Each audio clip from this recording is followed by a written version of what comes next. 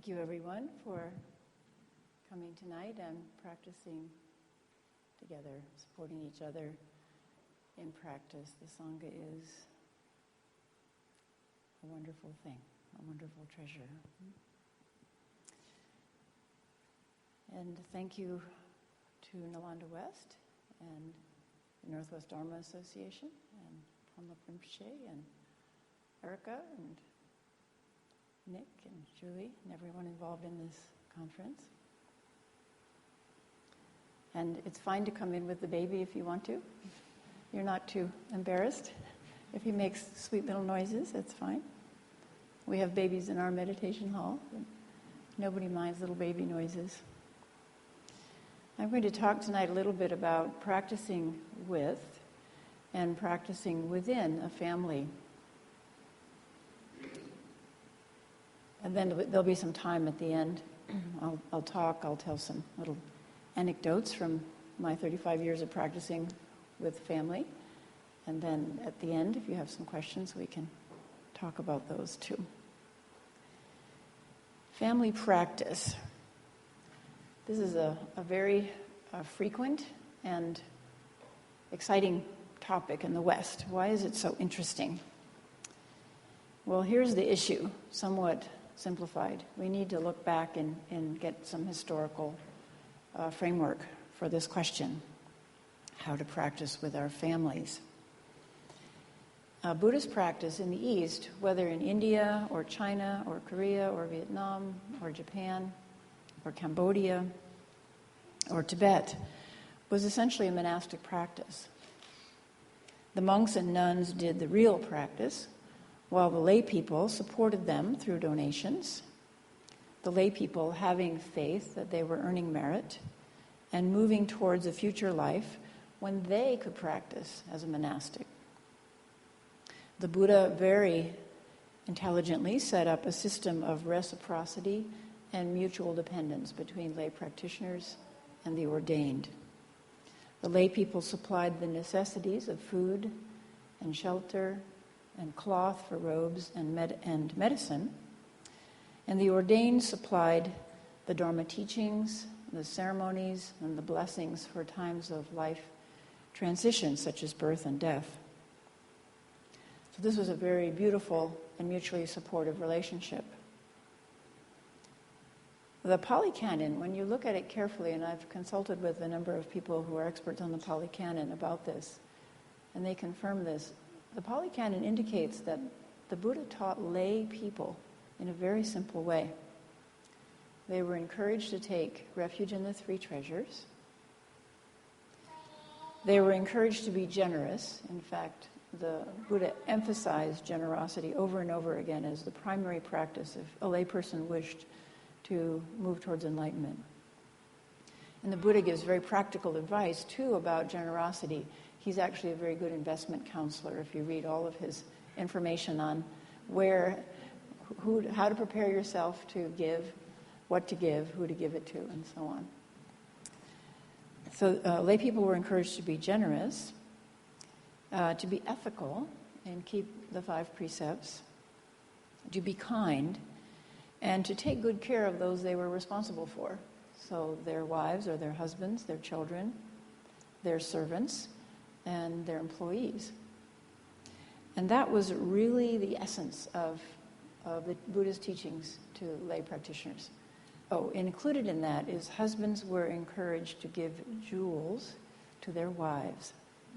So, ladies, anytime you're walking by a jewelry store, the Buddha said,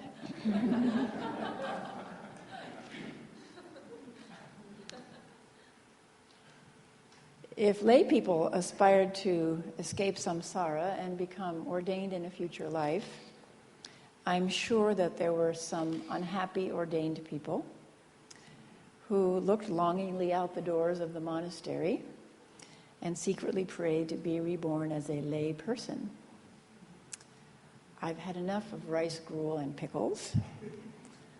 I'll practice really, really hard and endure the rigors of monastic life quite cheerfully, if only I can be reborn in a country where there are beautiful women and pizza and pizza with sun-dried tomatoes and feta cheese and Ben & Jerry's.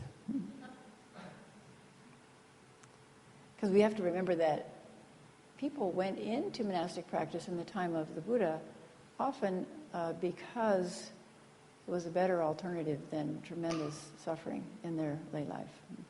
So many widows who had really had no future, they had no man to support them. Widows created by the many wars that raged at the time of the Buddha. Widows created by men up and leaving their homes, as the Buddha did, and going into the ordained life. So lay life wasn't so wonderful for people who became ordained. But ordained life was also hard. There's a very touching passage in the canon when Ananda goes to give comfort to Anathapindika. Anathapindika was a very wealthy patron who gave a park. When you read the Pali Canon, it often says that this was, thus I have heard when the Buddha spoke at Anathapindika's park, because that's where he often stayed with his retinue of monks and preached. And Anathapindika was a devoted follower of the Buddha and must have heard hundreds of sermons and teachings by the Buddha. And yet, when Anathapindika was on his deathbed and in a lot of pain, and Ananda comes to him to offer him some comfort and asks, "Are you in pain?" And Anathapindika says yes. And then Ananda teaches him the Four Noble Truths and the Eightfold Path. And Anathapindika begins to weep, saying, "Why did you not teach this to me before? Why did I not hear this before?" So this gives us a clear indication that even what we consider the basics of Buddhism, the Four Noble Truths and the Eightfold Path, were not taught to lay people in the time of the Buddha. So we have to ponder that. Why was that? So it appears that lay people in the time of the Buddha were not engaged in what we might understand as practice. Meditation, sutra study, practice discussions, and retreats. In medieval Japan, and my tradition is a Japanese tradition, only the ordained or the aristocracy had time for long silent retreats or for detailed study of the sutra, exposition of the sutras. Ordinary people, fishermen and shopkeepers and farmers and prostitutes and housewives, took up practices that could be done in the midst of their continuous struggle to survive.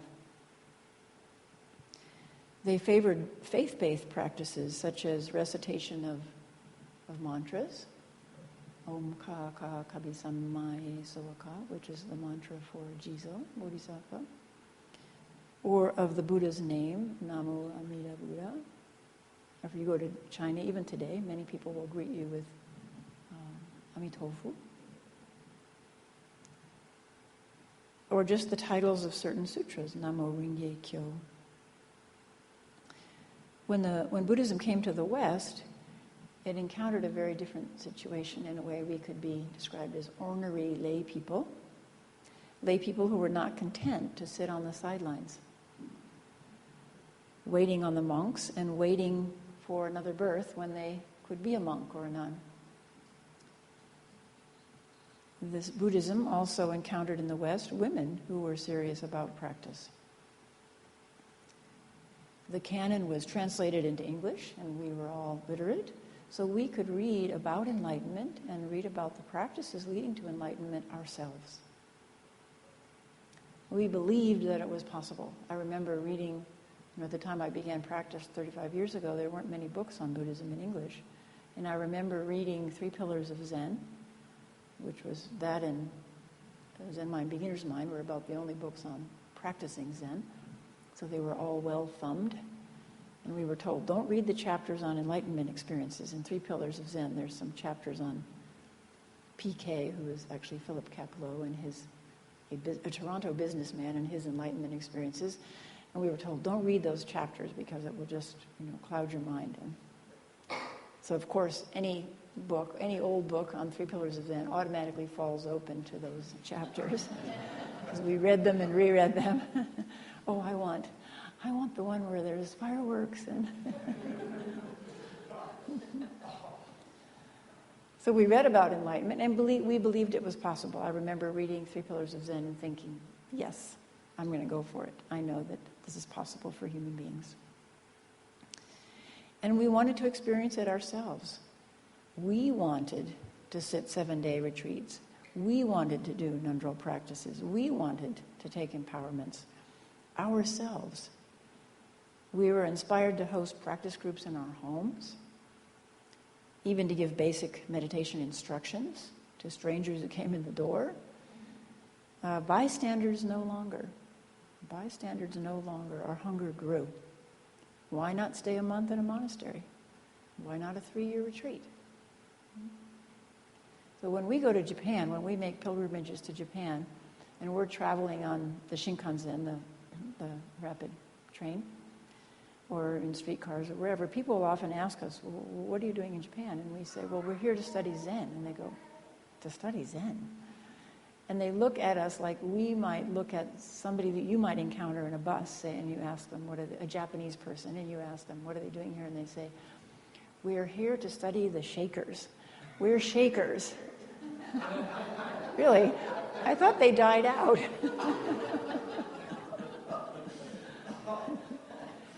So it was quite stunning to go to Japan and find out that lay people don't practice the way we practice in Japan. They don't practice Zen in the way we think of practicing Zen.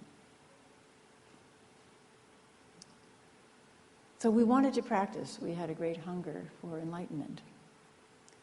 There was only one problem.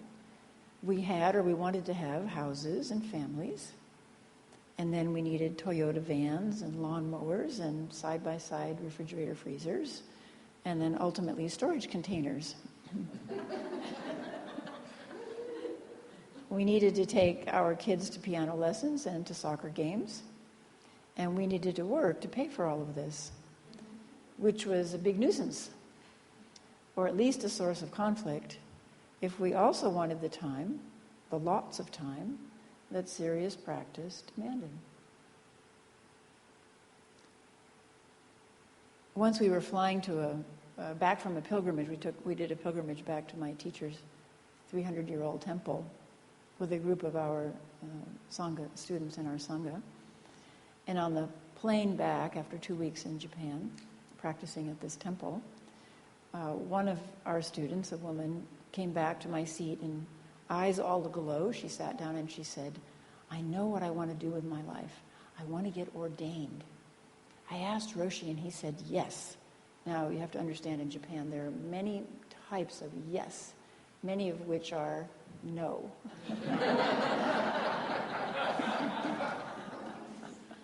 Or, that's a wonderful idea maybe 10 lifetimes from now.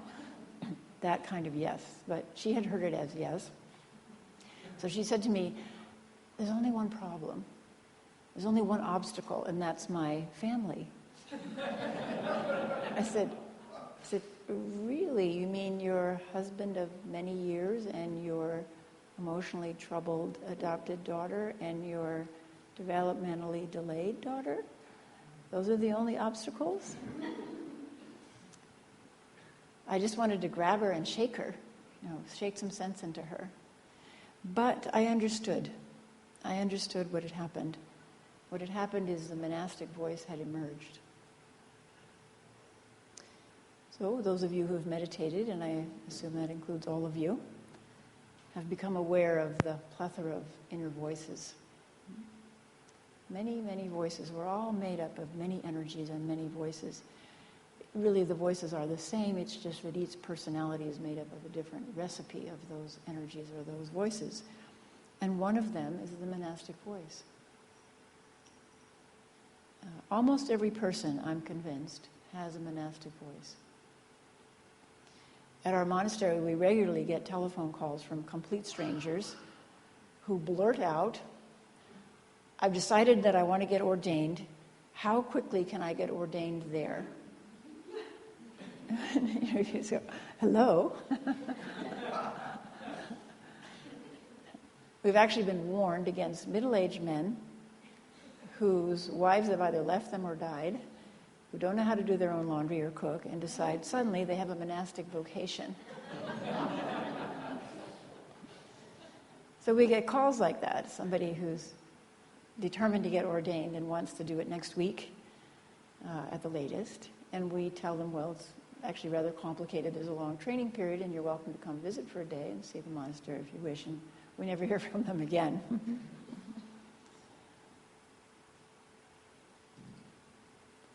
And what's happened is the monastic voice has struggled to the top of the pack of inner voices. And it somehow forced their hands to Google us, and then to dial their phone, and then to express itself. I want to get ordained. But almost as soon as they hang up, I think that voice recedes back into the pack of competing voices, who all say, what were you thinking? Well, actually, says the monastic voice, I was thinking of enlightenment. I was thinking of enlightenment. Why? Because enlightenment is part of our very nature. It's always there calling to us from within. It compels us to do odd things like dress in Tang Dynasty Chinese robes, or sit on the floor at age 50 with our creaking bones. It's always calling us. It compels us to do metta practice, to do tonglen, to do bows, 100,000 bows. Who would have thought when we were 10 and our ambition was to be a cowboy? I wanted to be a cowgirl, actually. That I would end up here. But the voice of enlightenment calls to us to realize our full potential. It's always calling us home. How then are we to honor that voice without abandoning our families, quitting our jobs, and reneging on our responsibilities? This is the dilemma, and this is the joy of practice in families and practicing within families in the West. I'm going to read to you something that I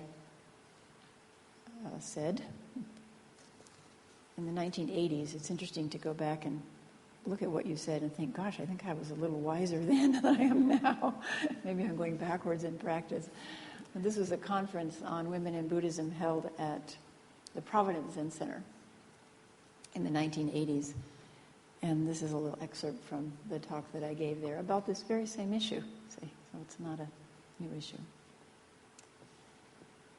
I've heard women talking about the problems they have in practice, problems I do not often hear from men, although I have to say, more recently I do hear it from men because men are taking much more responsibility for raising children.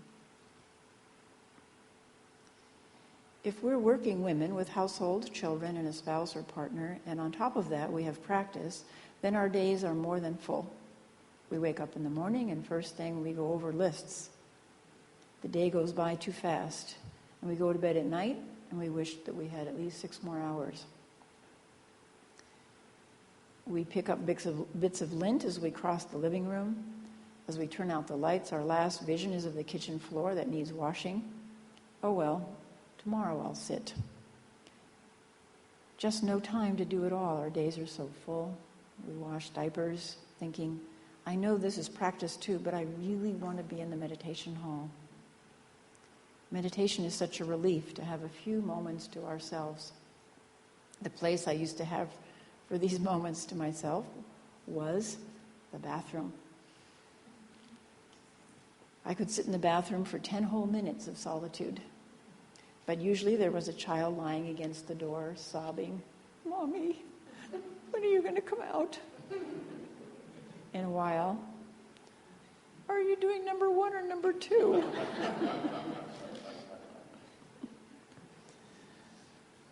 When we start to practice, we discover how wonderful these moments are, to stand back, to reflect on our lives, to order our priorities, to have the chaos settle down, and to become calm enough to go back into the fray. When we get a little taste of that, we want more. The spiritual hunger is tremendous. The spiritual thirst is tremendous. We are almost afraid to open the door because when it opens wide. We have a tremendous yearning to take the search all the way to the bottom, to put aside all the things that restrict us and bind us and keep us from pursuing that search full time. To do that, we have to do meditation. We have to do retreat. We have to set aside hours, days, weeks to pursue that search. Meanwhile, what are we leaving at home? Jobs, housework, children. As we sit, visions of spiritual orphans float through our heads. We picture our child wandering through the neighborhood, dirty, in a tattered shirt, thumb in his mouth. Someone says, "Where's your mommy?" He replies, "My mommy is getting enlightened."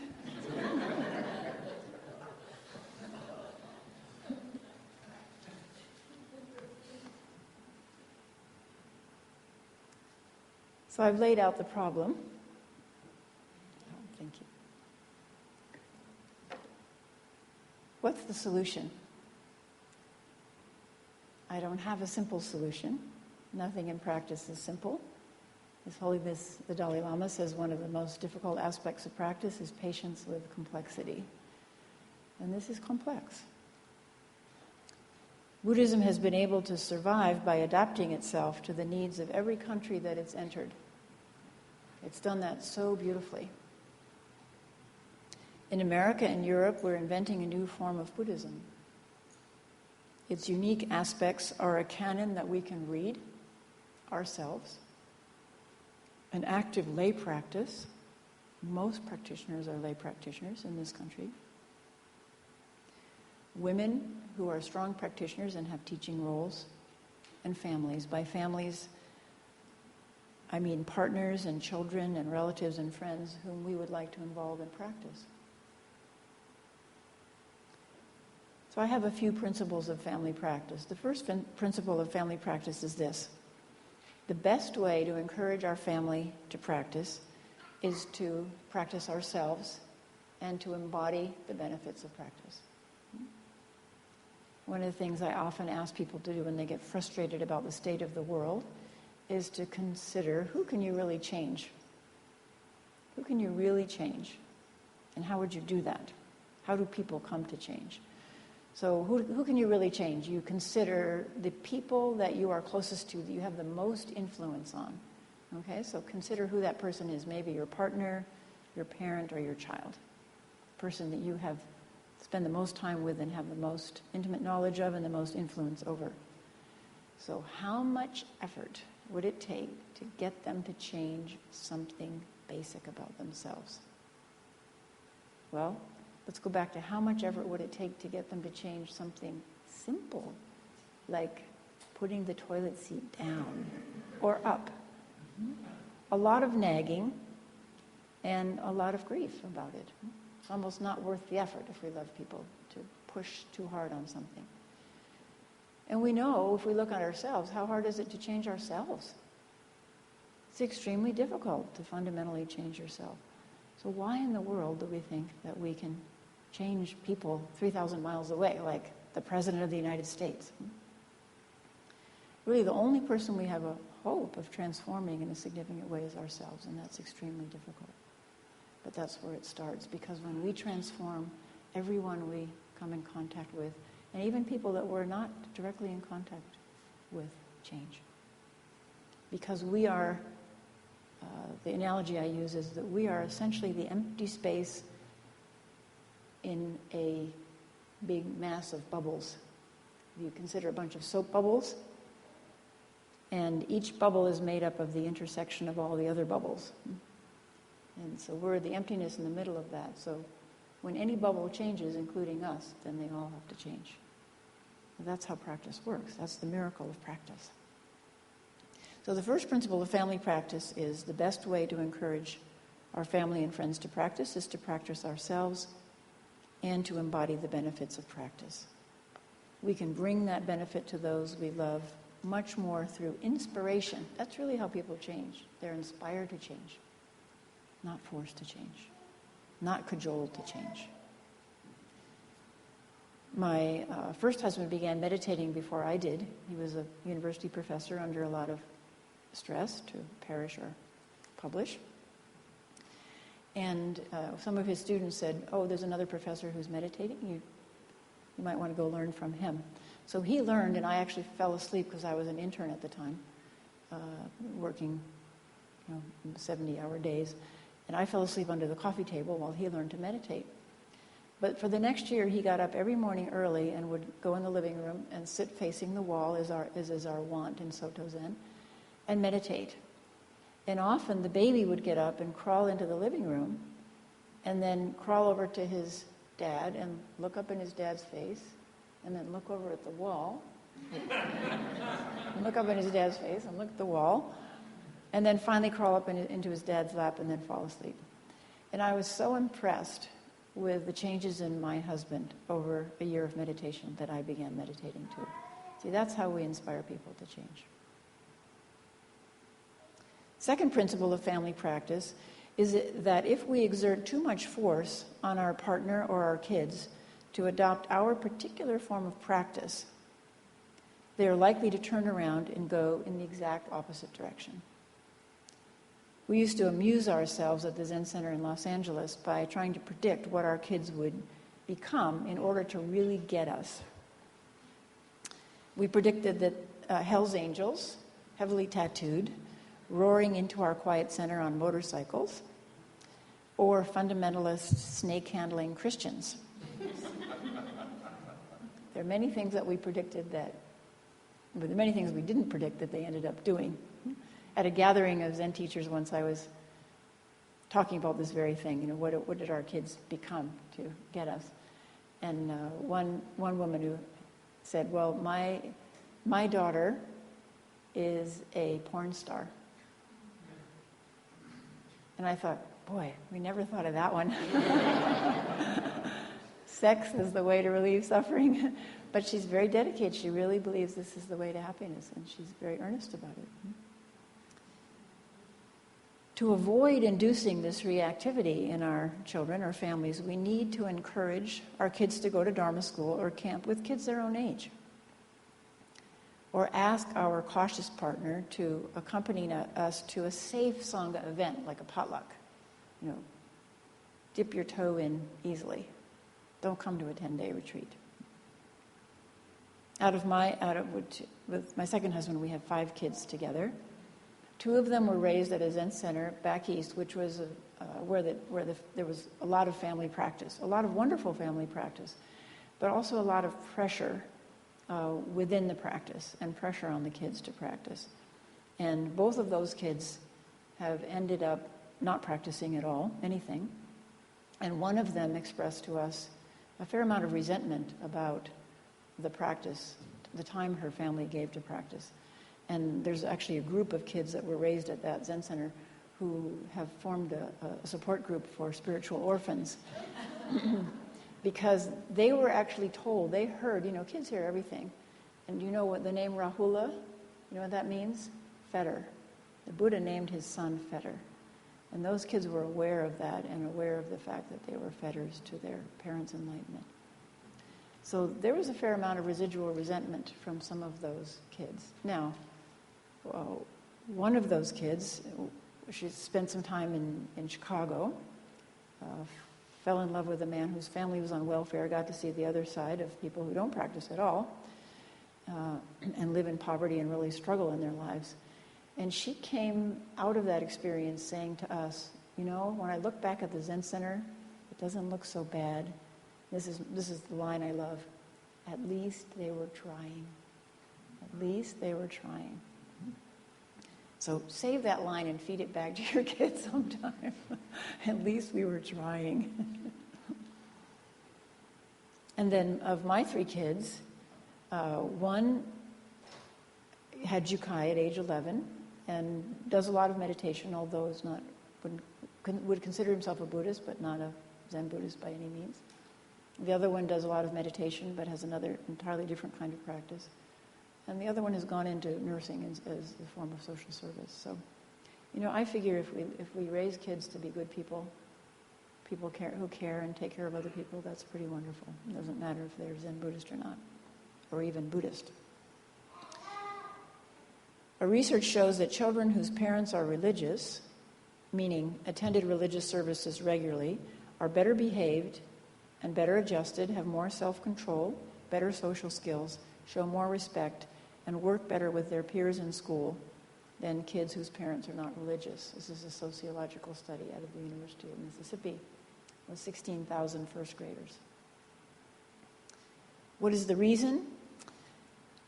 They speculate on this, but they feel that religious networks provide support to parents and sometimes help teach parenting skills, and that kids hear messages better from other adults, or at least their parents' messages are reinforced by other adults. 2, that the types of value in religious groups tend to be pro-family and pro-self-sacrifice, thinking of others, not just yourself. And 3, that religious organizations imbue parenting with sacred meaning and significance. So mindful parenting, that's different from parenting, right? Many of my students will say, oh, well, if you frame that as practice, then I'm happy to do it. If it's just ordinary life, I'm grudgingly doing it. It's one of those odd things about being a human being. So if washing dishes is work practice, then that's great. If it's just washing dishes,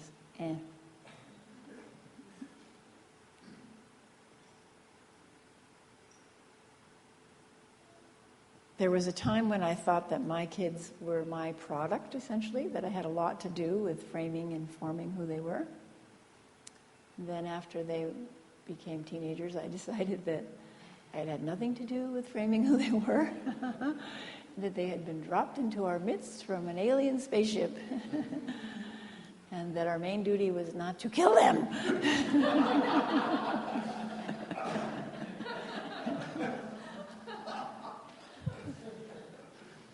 Actually, I was at an interreligious conference, and there was a rabbi there from a small Jewish group, very interesting, active Reformed Jewish group. And he said that they looked at children in that way. The children are given to you for you to feed, clothe, and set firmly on whatever their own spiritual path is. I thought that was a great formulation. The third principle of family practice is to respect the spiritual path of others. The same study that I just quoted showed that kids whose parents argued frequently about religion had problems. If our kids want to go to Episcopal Sunday school with their friends, or if our partner wants to do meditation while fishing, while we go to the Dharma Center, that's great. There should be mutual support. We should make it a point to attend their choir concert, or even go camping in a leaky tent in the rain so that they can enter their source point to the great mystery, to the absolute, their Dharma gate. This principle could be worded as, any religion is better than none. And this is a finding from prisons, that prisoners who have any religious practice, even those who are jailhouse converts, do better in prison and upon release than those who have no religious practice. And since we're all living in prison, in a self-created prison of a small self, we could apply this principle to ourselves. And I see this with young people who come to the monastery to train. If they have had a religious background, even walking themselves to Sunday school while their parents slept in, or going to Sunday school with friends, they have a certain spiritual and ethical foundation that's palpable. And their religious training It's very easier. It's much easier to begin their religious training and go forward with their religious training. Studies show that adults who attend religious services regularly do more volunteer work, vote more often, contribute 50% more acts of service in the community, and that teens who go to religious services regularly are less likely to smoke, to drink, to have sex early, and to get depressed. And that I'd give a lot of talks to professionals on burnout, compassion fatigue, secondary trauma, and so on. And really the dimension that suffers the most in those afflictions is the spiritual dimension, is losing a larger framework for your life, which is basically hope, which is related to depression. When you lose that framework, then you become depressed. So religion of any sort gives us a larger framework for our life. Our family lived for 8 years at the Zen Center in Los Angeles in a very chaotic environment. The Zen Center is in a ghetto with gangs fighting continually. There were always drive-by shootings and drug deals going down around us. Helicopters hovering overhead looking for criminals in our backyards, things stolen, and so on. And initially we put our kids in public schools, believing in public education, but we ended up having to take them out because it was so chaotic and violent. And we ended up putting them in religious schools. So the oldest went to a congregational church high school, the middle child went to a Lutheran school, and then the youngest one went to an Episcopal church school. The only problem was 1 year all 3 Christmas programs happened on the same night. You drive to the first 10 minutes of one and drive to the second 10 minutes of another one. But during that time, one of my clearest memories is of my youngest son, Noah, opening the annual Christmas ornament that my mother would send them. Their grandmother would send them each year a Christmas ornament. And he opened the box and he pulled out a feathered white dove. And he held it up and his eyes were gleaming and he said, "It's the Holy Spirit." And indeed it was. The Holy Spirit was palpable in the room. Children have a natural spiritual life. And they have a certain natural wisdom, too, that if we encourage them in practice, can come out and can be transmitted to us. I used to do a children's meditation group at our downtown center in Portland. And one time I had the kids all sit in the middle, and then the adults sat around the outside, sort of like a children's sermon in a church. So the kids sat in the middle and the adults around the outside. And I taught the kids the pebble meditation, Thich Nhat Hanh's pebble meditation. So what you do is you have the kids pick 10 special stones or shells or frosted glass from the beach, whatever. And then on the in-breath, they pick it up. And on the out-breath, they put it down by the other knee. The next in-breath, they pick it up, put it down by the next knee. Little kids can do about 5 of those. And as they get older, 10 or 20, they can transfer all 10 to this side and then back. It's a very lovely meditation, a physical meditation. Adults like it too. And then there's another one which involves just raising your hand and putting it down on your knee as you breathe. This physicality is very helpful even for a lot of adults. And one boy that had learned it, his mom was actually a Vipassana practitioner, but he had come to our Dharma school. And he learned it. And she told me later that when he kept the pebbles tucked under his pillow. And at night, if he had nightmares, he would pull them out and he would start the pebble meditation to calm himself down. So he used it as a self-calming technique when he needed it. So back to the Dharma Center where I have the kids in the middle and the adults on the outside. And I said to the kids, your parents come here to meditate. So do you think that does them any good? And they all said yes, which is a little interesting for the adults. So that meant the kids had noticed the benefit of the meditation. So I asked how, and they said, oh, well, they're calmer, they're nicer to us, and so on. And then I said, meditation can really help with being afraid. So tell me some examples of what you might be afraid of. And so the kids talked about wolves under the bed at night and that sort of thing, bullies at school and that sort of thing.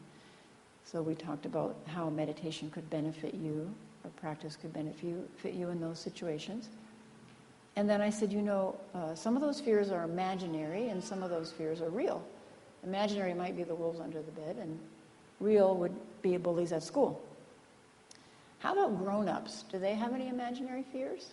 And hands went up. And so I said, well, so what imaginary fear do you know about that grown-ups have?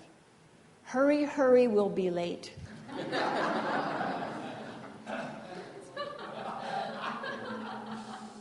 I didn't have to say anything. Right? And then another hand, taxes. Chillingly wise, these kids.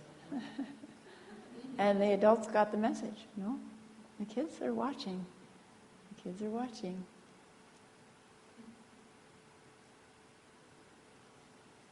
So kids are naturally spiritual, and we need to help them acknowledge that and bring that out, and also to listen to them. A corollary to the principle that any religion is better than none is too much of the wrong kind of religion, or too much or the wrong kind of religion, can be worse than none. So we encounter many people who have been traumatized by religion, by being told that they would burn in hell forever for being gay or for getting divorced, or even worse, people who've been traumatized by an encounter with an abusive teacher. The saddest kind of spiritual refugee is someone so burned by a religion that they lose all faith in themselves as fundamentally spiritual people, as innately enlightened beings. It takes a lot of extra care and shepherding to help them regain trust and to be willing to plunge deeply again into a spiritual practice, to be that vulnerable. We have to take a lot of care with them and often reassure them and ask them directly, if there's something that makes you uncomfortable, please come and tell us right away so that we can help with that discomfort. And I do a lot of explaining of Buddhist concept of, for instance, wholesome and unwholesome as opposed to sinful or evil. Our culture is so permeated by Judeo-Christian values that people hear with a filter. And we have to constantly counteract that by talking about the Buddhist point of view on breaking the precepts, for example. Wholesome action, skillful action versus unwholesome or unskillful action. Leading to enlightenment or not, or leading away from the enlightened way of being. Because the ideas of sin is so ingrained in us. We actually do this.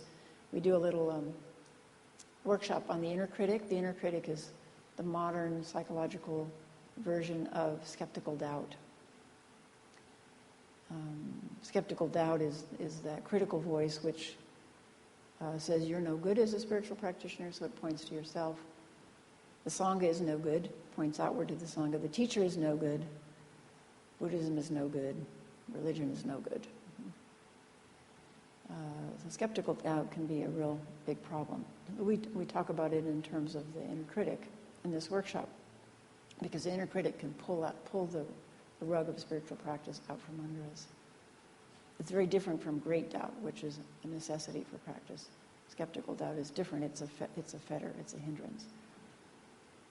And we discovered that in one workshop that there are Jewish inner critics, Catholic inner critics, and Protestant inner critics. So the Catholic inner critic says, you are failing because you could be sinning and not even know it. Because there's a complicated system of sinning, right? And many kids, I found this out, many Catholic kids have to go to first confession without anything to confess. So they have to make up something for first confession, which means they have then lied. Oh, there you are, sinning right away. The Protestant inner critic says you are failing because you are not working hard enough at spiritual practice or anything else. The Jewish inner critic says you are failing because your mother is not happy.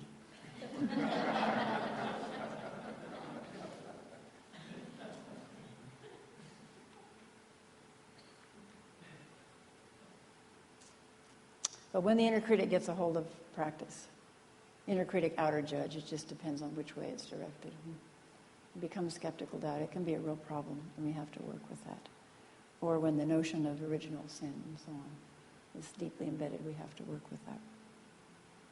So we definitely don't want to pass that to our children. The fourth principle of family practice is to integrate practice into family life. I call this the Jewish model of the home as the temple. Have a moment of silence and say a Buddhist grace or chant at meals. Now, this also depends on the age of the child. Ideally, you started early. So what we did was we would hold hands and we would have a moment of silence before starting a meal, and we would ask the kids to think about where the food came from and how many people had been involved in bringing it to the table. And then after silence, we would say, so where does spaghetti come from? This would be partly to disabuse them of the notion that it's grown on trees and, packaged in cellophane. But then after years of this, we would hold hands and have silence, and then as soon as we dropped our hands, they would say, spaghetti comes from wheat, and wheat comes from the farmer. Then it's time to switch to something else. Mix Jataka tales or other Buddhist children's books into the pile for bedtime reading. The movie Little Buddha is a beautiful example of that, reading a chapter a night. Start infants and small children sitting on your lap while you meditate. Sing Dharma songs in the car on the way to the soccer game.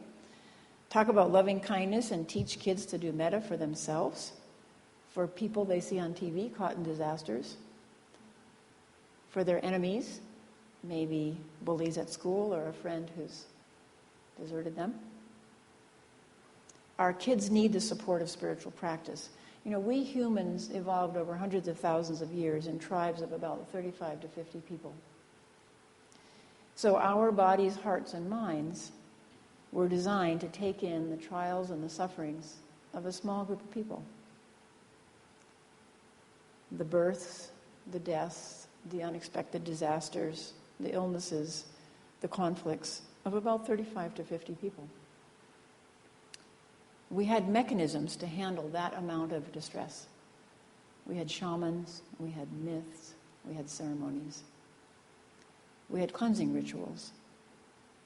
But now, thanks to the media and thanks to the internet, the suffering of millions of people all over the earth pour out of those screens and those speakers and directly into our hearts and the hearts of our children. Not only into their hearts, into their minds, and into their bodies.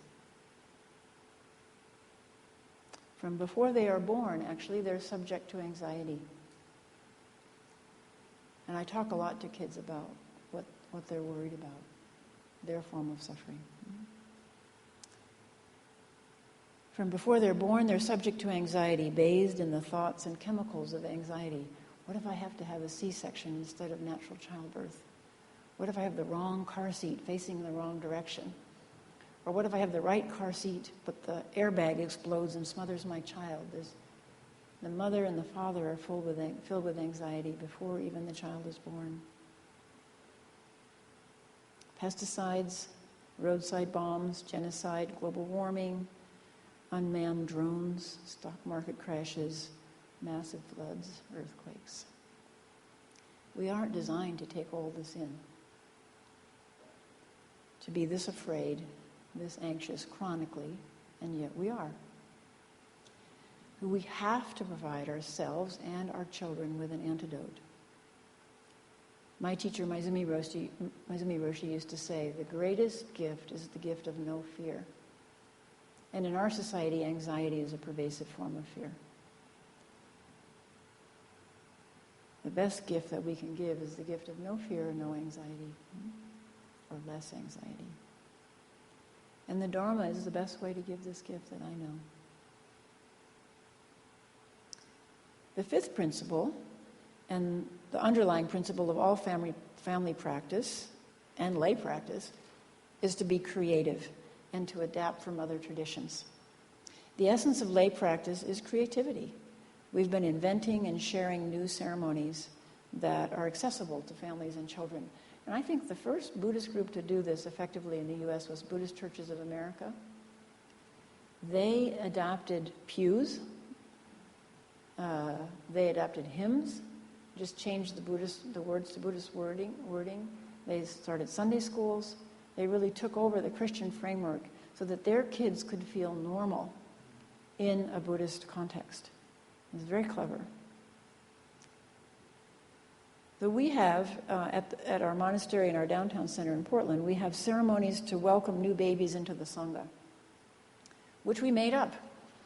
But last week was borrowed by KCC in Portland because they had some new kids they wanted to welcome, and they adapted the ceremony in a beautiful way and created a little certificate, and so now we're benefiting from their adaptation. We have funerals for pets. We have children coming for a few hours of our 24-hour chant for peace. We have surviving children who come to our Jizo ceremonies to remember siblings who have died and come back to the Jizo garden to make offerings in honor of the sibling who's died. We have adopted a Japanese festival for children called Jizobon, which is a Jizo festival held in late August. And we have a puppet show, and the puppet show has humor, which is appropriate both for children and for adults, so everybody can enjoy it. And we have tea ceremony, and the kids are invited to participate in the tea ceremony, to have a little treat and have some tea. And kids paint lanterns and prayer flags, and they process through the forest after dark with these lighted lanterns with the adults in a beautiful luminous line that snakes through the forest. And then in the forest we have students dressed as hungry ghosts who emerge moaning from the darkness, and the children are all terrified, although I warn them ahead of time so they won't be too terrified. There might be some hungry ghosts, but don't be worried, it's okay. Because Jizo will be there, and then Jizo emerges from the darkness all aglow, thanks to glow sticks, and tames the hungry ghosts. And then the children are encouraged to take the hand of a hungry ghost and bring them back to the meditation hall so we can do the Jizo ceremony. So they take these moaning, trembling creatures by the hand and lead them back to the meditation hall. It's very lovely, very much fun. We have a lot of good models for children's practice that have developed in the last 20 or 30 years in the States. There are several centers around the country that have very wonderful, well-developed children's programs. In Portland, Yokoko Carlson, who really should be up here talking to you about this, she's from the Dharma Rain Zen Center, and she has a Dharma school program that began maybe 20 years ago with a few kids, and now they have 60 kids. They're bursting at the seams. Every other Sunday, they do it 2 Sundays a month. She polled people, adults, about their childhood memories of Sunday school, what they liked and what they didn't like. And she used that information to create her Dharma school. And she found that they all remembered and liked the singing. So every Dharma school begins with singing. And there are some songs that we use that were created by a Dharma center back in Ann Arbor, which are kind of zany. They're not smarmy at all, and kids really enjoy them. A favorite is Junk Mail, which we'll sing in a few minutes. And they have classes for toddlers up to teens, and the babies play, and they play with little Buddha action figures and act out scenes from the life of the Buddha. And the teens have overnights, and the teens have very serious discussions. They have scouts who get their Buddhist religion badges. They have a summer camp, Dharma camp for kids from 9 years to 16 years. They've had the camp for over 10 years, and they now have an enrollment of about 50 kids. It's a week-long camp. The curriculum is based on the 5 Buddha families. The kids are divided into the 5 Buddha families and learn about the 5 Buddha families. And the favorite activities at the Dharma camp include the swimming hole, the campfire each night with songs and s'mores, and at the end, when the parents come to pick them up, they do skits demonstrating what they've learned about each of the Buddha families. They're very cute skits. Gyokuko has purposely kept the atmosphere relaxed at Dharma camp because she's found that so many kids these days have tightly programmed and pressured summer vacations. And when I was a counselor 1 year for the teen group, and I was asking them, well, first of all, I asked them, do you know what suffering is? Do you know? Here's the first noble truth the Buddha taught. What is suffering in your life?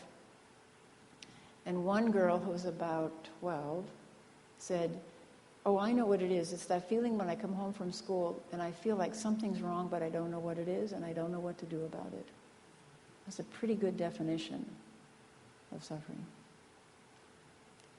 And then I was talking to the kids about going back to school, and I said, so how do you feel about going back to school? And I discovered they didn't know the difference between anxiety and anticipation. So we had a discussion about the energy, which if it has a negative downturn, oh no, that's anxiety. If it has a positive turn, it's anticipation. Oh good, I get to go see my friends. So we had a very fruitful discussion about that energy and what turns it down and what turns it up. There's a teacher in the Korean tradition in Ann Arbor where some of these Dharma songs originated named Haju Murray. And when her kids were young, she invented a family Dharma camp so that they could all practice together when her kids were home from school in the summer. And they have something now like 30 or more families who camp in tents on the shores of Lake Michigan for a week.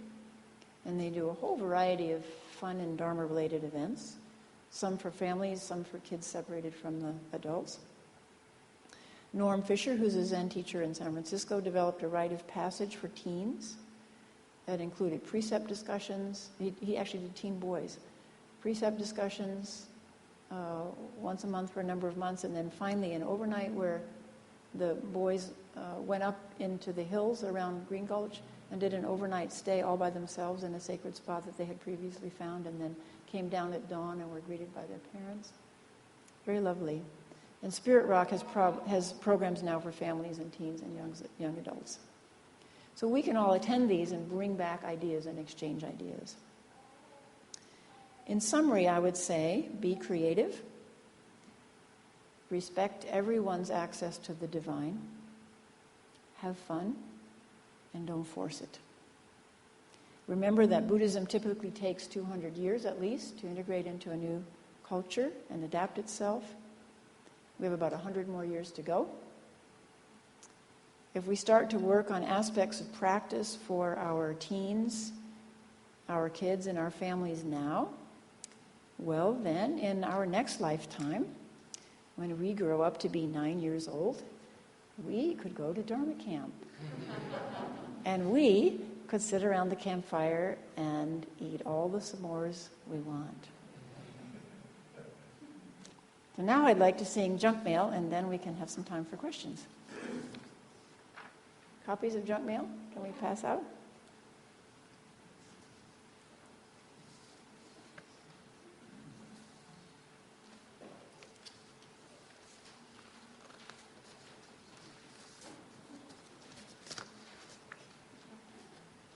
While they're being passed out, I want to show you this book. So I wrote a book about Jizo Bodhisattva, guardian of women, children, and travelers. But I made a vow a few years ago, because most practitioners are lay practitioners, that I would develop some practices which were specifically applicable to lay practice. And as a pediatrician, I'm seeing this epidemic of obesity among children, and of course among adults too. And so I looked at, well, what from my Zen practice or Buddhist practice would be applicable to the arena of medicine and suffering that I'm seeing related to eating, difficulties with eating. So I wrote a book on mindful eating. And it has, as they say on television, you get not only this book, but knives and a vegetable chopper. And no, what you get is you get the book, and you get a CD in the back that has 13 different mindful eating meditation exercises. I was just talking to Erica about a CD that she's making with mindfulness meditations. And I've inscribed this, and this is to be donated to the Nalanda West Library. So it will be available there.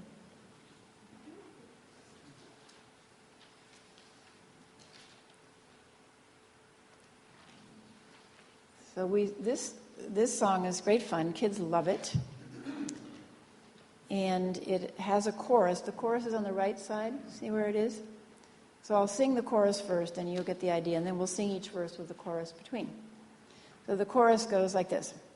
Say, how did all this material mosey into my mental mailbox? It's junk mail. Stick it in the garbage pail. You don't have to hold it or unfold it. You don't have to read it or repeat it. You don't have to swallow it or follow it. Play the host, not the guest. Come on, baby, just give it a rest. You know, just because they found a clever way to put your name on it, do-ah, doesn't mean that it's for you. Okay, and then the verse goes, and you'll get the idea. I'm too skinny, I'm too fat, nose too big, chest too flat, too much this and not enough that. Buy another brand new hat. No one loves me but my cat. Say, how did all this material mosey into my mental mailbox? It's junk mail. Stick it in the garbage pail. You don't have to hold it or unfold it. You don't have to read it or repeat it. You don't have to swallow it or follow it. Play the host, not the guest. Come on, baby, just give it a rest. You know, just because they found a clever way to put your name on it, do-ah, doesn't mean that it's for you. Okay, verse 2. Work too hard, don't work enough, belly too soft, beard too tough, guys like me, we have it rough. How come Joe has so much stuff? I don't have to take your guff. Say, how did all this material mosey into my mental mailbox? It's junk mail. Stick it in the garbage pail.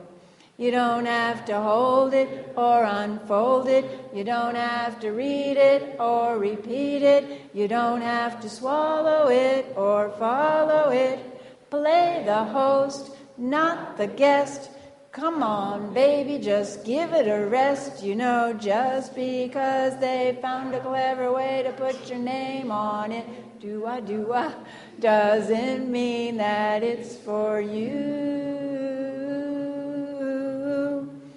Boys like Sheila better than me. Mom's too strict, Dad's too free. Guess I'll fail geometry.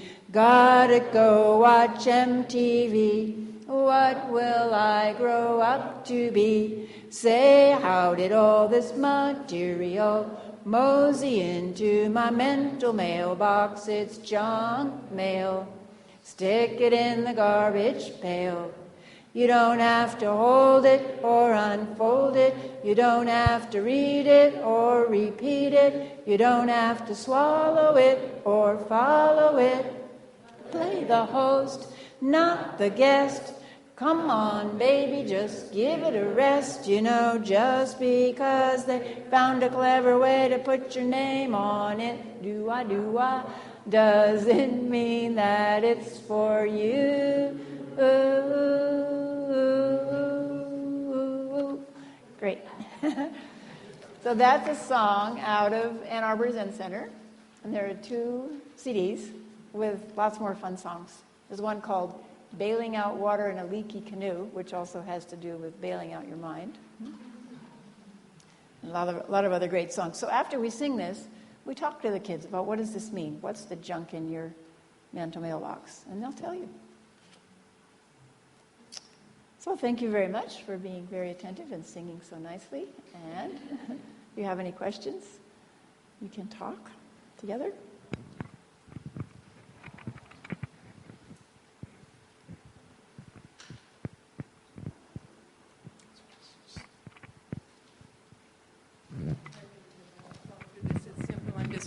this was recorded tonight. I understand it was recorded.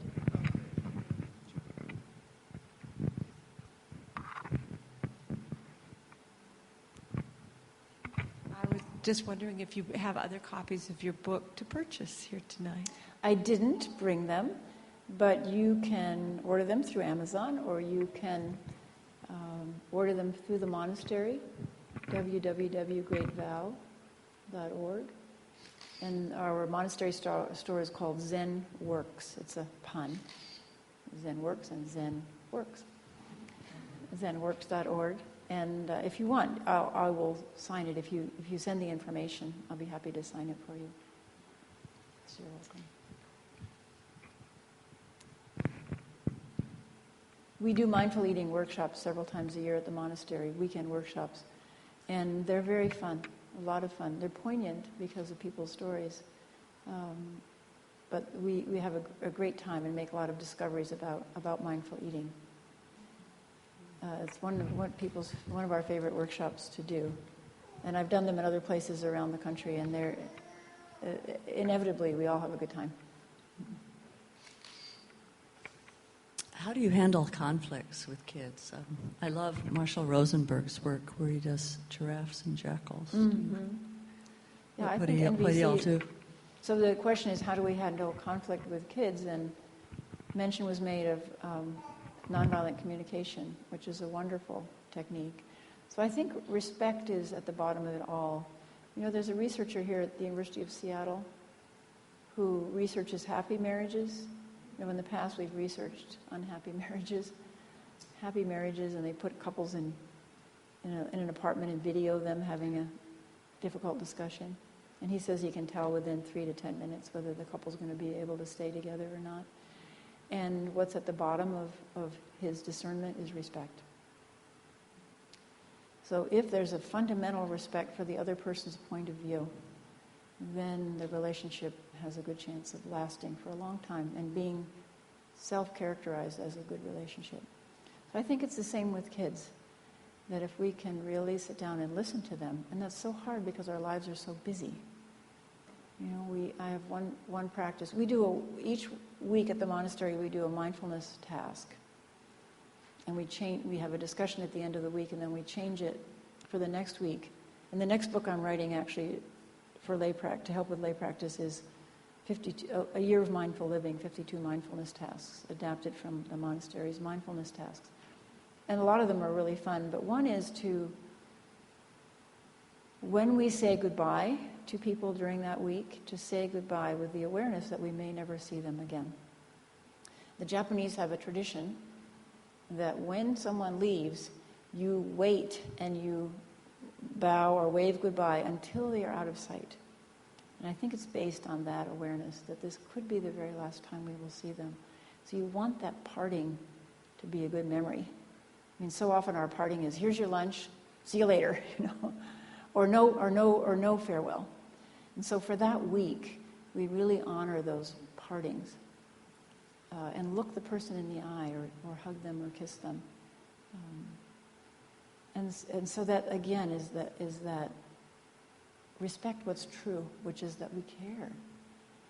And we lose sight of that so easily in our busy lives. And so with children, to spend just a minute, if they have something to tell us, to sit down and listen to it and try to understand. And NVC has this great framework for not just mirroring back, but trying to understand.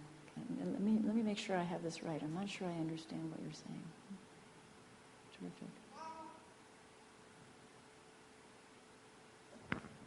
And it's a model for children. You know, there's a whole curriculum called emotional intelligence for kids to help them try to understand what they're feeling and voice it and not have to just act it out, but have other ways to deal with it. So if you can say, I'm angry, and you'll be amazed how many adults come into Zen training, well, maybe you wouldn't be amazed, and they don't know they're angry. And they'll say to me 2 years into training, you know, I'm angry. I always consider that great progress. When somebody says, I've looked inside deeply and it's not a very pretty picture, I want to go, congratulations. Now we're going to get somewhere. So, and children, up till the time they're teenagers, don't have a lot of objectivity about what's going on inside. So the emotional intelligence helps that. And our reflecting, honoring and reflecting what they're going through can be very helpful in growing them up a little faster in a good way, about understanding this body-heart-mind complex that we're all living with. Question? Well, I was wondering if you have any ideas about working with teenagers who weren't exposed as small children to the practices. My son, he thinks we learn how to levitate when we go to the Zen Center, and it's like the trappings, the Sure. bowing, the chanting, totally put him off. Right. I mean, he's curious, but he won't participate in anything because he thinks it's too weird. Right, right. So that's a different one. Starting with the little ones, Sure. that's something. But the big ones, I don't know what to do. Sure.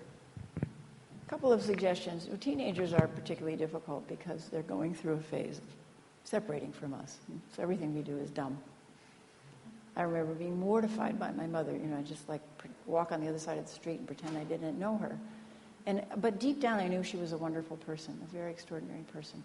So deep down, there's something else going on than what's on the surface. I also remember my mother waking me up at night and having me come outside to look at the northern lights.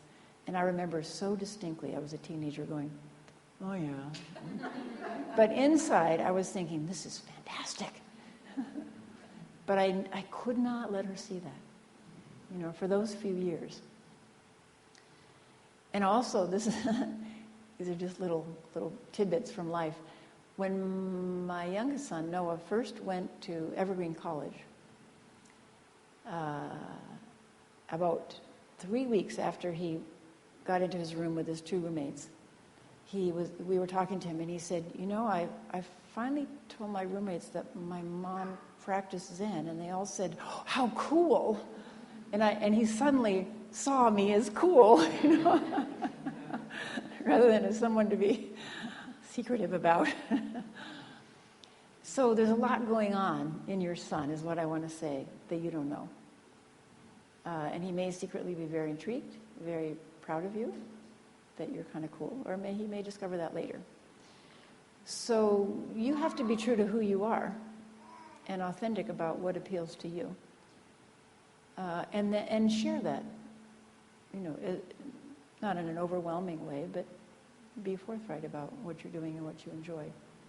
And there may be some aspect of it that he might like. Let's say Noah Levine comes. There's a lot of kind of interesting, like street Zen stuff going on right now. Maybe he'd be interested in that. Maybe that would be cool enough. Or you can leave books lying around. And when you don't know it, and they never tell you they did this, but they might read parts of them. Books with interesting titles like Full Catastrophe Living, or The Places That Scare You. You just leave them around. I read a lot of my parents' books, and they never knew that. So we can't force it, but we don't want to hide it. And just be true to who you are, and they have to find their own path. And then you could also leave the computer on to something interesting on YouTube. They learn a lot through YouTube. Or you could rent some interesting videos.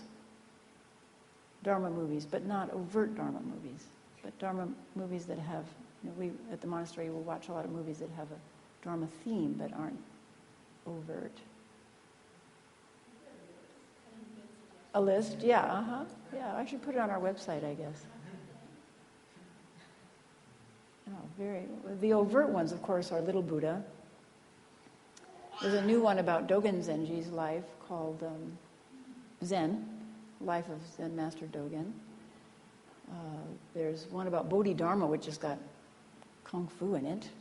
That's called Master of Zen, I think it's called.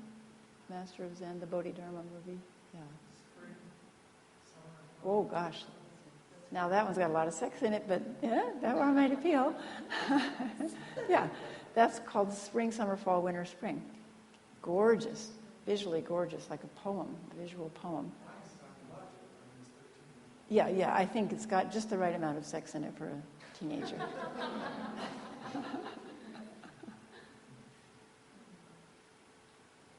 Any other suggestions people have for good movies? I mean, there's... A Korean film called High Dharma. There's Milarepa. What teenager wouldn't like Milarepa? The Life of Milarepa. Yeah. There's The Cup, about soccer.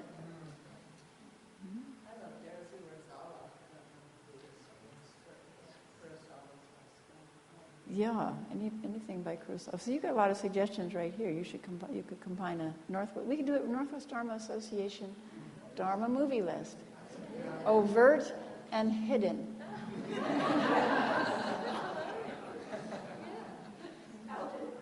There are so many good movies. Did anybody see the movie Lars and the Real Girl?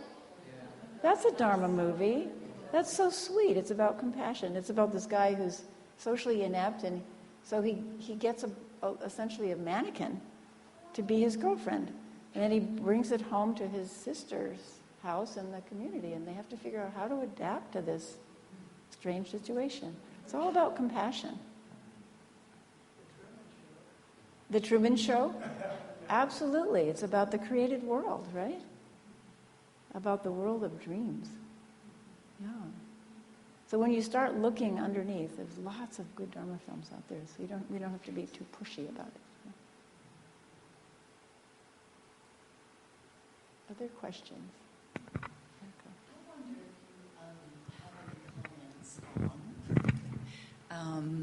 Is that on?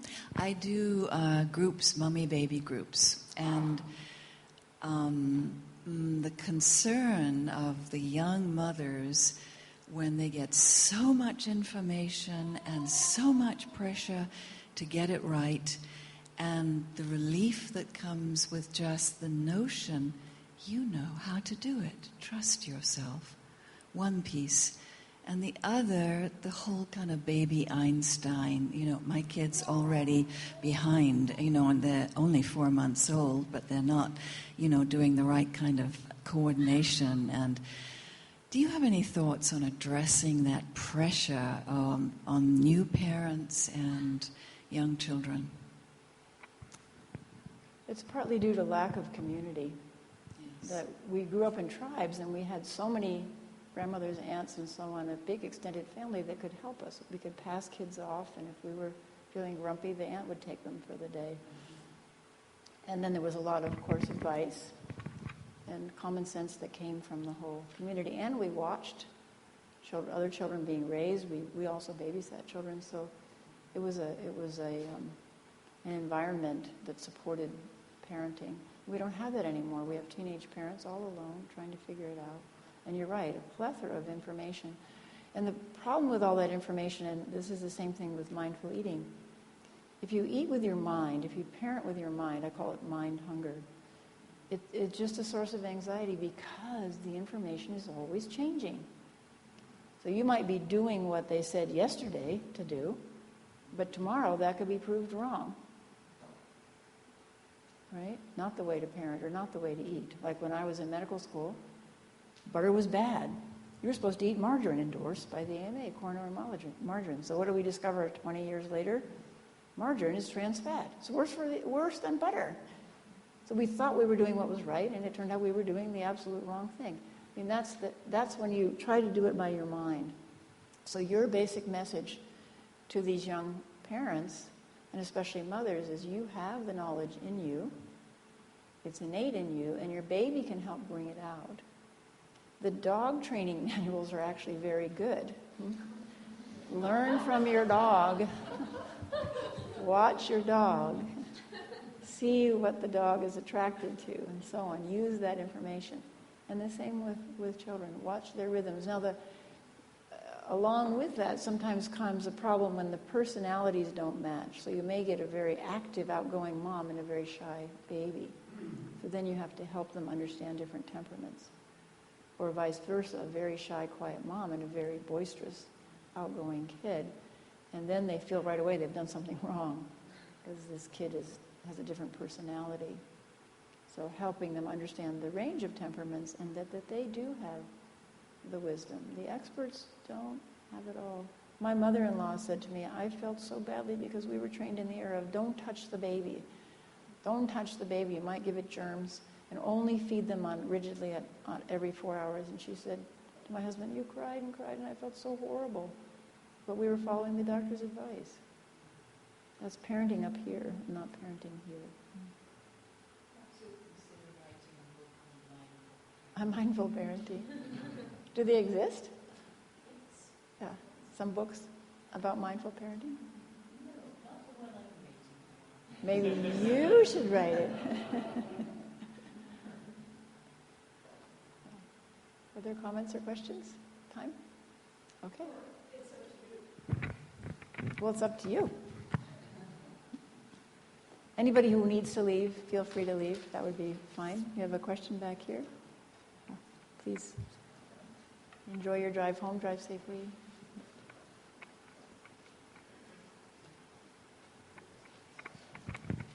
Thank you. You've already answered this question to some extent about being true to yourself and embodying the benefits of living the Dharma. But my question pertains to how you cope with a family structure where one parent has retired from their spiritual being and in no way seeks to expand their spiritual being or understand that, and the other one does. So the difficulty I face personally is how to be respectful of my partner and her choices, or having chosen not to choose, relative to my kids who I seek to expose to and to bring up at least mindful of the Dharma. It's kind of thorny, and I was wondering if you had any suggestions about that. Sure. So very good question about what to do, essentially, if your partner doesn't practice. The more usual question is they have another kind of practice. Like we have people in our Sangha whose wives go to the Episcopal Church and they practice Zen Buddhism. But we also have many people whose partners don't practice in a formal way at all. Well, I think it gets down to respect, that there are phases in our spiritual life, and I'm taking the long view of spiritual life, that I would call resting and integration phases. So all of us have experienced that we may practice intensely. Let's say we go to a 7 or 10 day retreat, we practice intensively, we have some insights, we feel like my practice is moving along, and then there comes what you could call a plateau or a resting phase, and I think that's very necessary, where you integrate the transformations that have occurred, because a lot of the transformations of spiritual practice occur below the level of the conscious mind. Conscious mind can't be in control of these transformations. So they occur at a very deep level, and we can't even be sure what they are, but there's an integration phase while those changes are integrated into our life, into our functioning. And then another phase begins. Dogen Zenji, the great Japanese Zen master, said, our spiritual life goes in a spiral. So there's the spiral of where you seem to be moving along and changing, and then there's this resting phase. And you come back around, then it's time to practice again. So I don't think that those cycles have to be a month long or a year long. They could be lifetimes long. So if you could see your partner as in an integration or necessary resting phase, and support that, and then be ready when they're ready to move, which may happen, may not happen. When they're ready to move in a more apparent way. One of the games I play, and this might be applicable to your partner too, is to try to figure out every person's access to the divine. Everyone has it. You would not be alive if you didn't. If you didn't have some way of plugging into the divine source of life energy.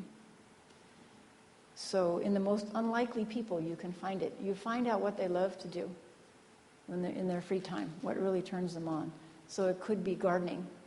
And you start to talk to them about bulbs, spring bulbs. Where do you get your spring bulb and where do you plant them? And they just light up. Or it could be a pet. Often it's a pet. People who love cats, or take in orphan cats, or people who love their little finches, or their guppies. And you start to talk to them about them, you can feel this energy begin to suffuse the room, and you know that's their portal to the divine. Could be golf, could be fishing. Golf and fishing are meditative practices. Could be knitting. A lot of people knit these days, and that's their meditation practice. You never know what it will be. Collecting postcards. We have one woman in our Sangha who's extremely active. Her husband comes to potlucks and social events, but never comes to any of the formal events. But he collects postcards. And somehow, of beach scenes, ancient and modern. And somehow and he goes to the postcard shows and, trades and so on. That's his access to some aspect of the divine. And another game I play, so I try to, anybody I meet, I try to figure out what's their portal. And then you talk to them, and it's very juicy. And you just appreciate their love of whatever it is. And then another game I play is to figure out what aspect of the divine does that touch. Okay? So let's take postcards. I've never done this one, actually. Postcards of the ocean, of the beach. Okay, the beach is where land meets water. A huge expanse of water, right? And it's where people go and dip into that huge expanse of water. Ultimately could drown you. Drowns many people, right? Dangerous, but attractive. And there it is on a little card. Now, does that have some relationship to spiritual practice? I think so. Or you take salt and pepper shakers. People collect salt and pepper shakers, right? Okay, so we look at that. I mean, this is a great game. What aspect of the divine do salt and pepper collections speak to? Guesses? Humor. Some of them are very humorous. So one aspect of enlightenment is take yourself lightly. Right? Duality. Pairs. Duality. You got the opposites there, right? The salt and the pepper, and often they're male and female or some kind of opposites. Everything comes in pairs. The tension of opposites. Yeah, so you're getting at it. See? Isn't that fun for you? And then it's miniature things. Miniature. A lot of things at collections are miniatures. Well, what are we? We're miniatures of what? Seen from God's eye, we're just like little ants going around. Those are miniature things. Yes. Exactly. Making a little bit of order out of chaos. Isn't that our spiritual task? Constantly trying to make order and then having it completely overthrown. Yeah. See? You're getting the idea. Yeah. So your partner, guaranteed, has an access point. And if you can appreciate that and support that, that's good. I mean, we would all love it if we were what the Christians called equally yoked.